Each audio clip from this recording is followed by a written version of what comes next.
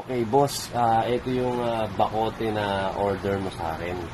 Ngayon, etong bakote na to, boss, hindi siya extension ready, no?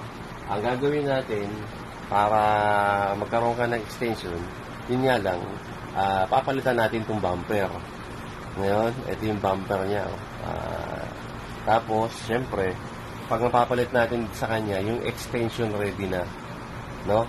Para pag mayroong gagamit ka na ng extension, ito na yung sasalpak mo lang. So, ito na yung itsura niya. Kasi ganito yung extension, boss. Plus 3,000 yung extension na J-Flower para makakabit na tong extension. May extension ka na. So, ayan yung itsura niya pag naka-extension. So, ito yung ordinary na bumper lang. Wala siyang extension. Ngayon, pag bibili ka ng extension, bibigyan kita ng bumper. Bibigyan pa kita ng isang extra bumper. Isa pang extra na may lagayan ng extension para meron kang reservang bumper.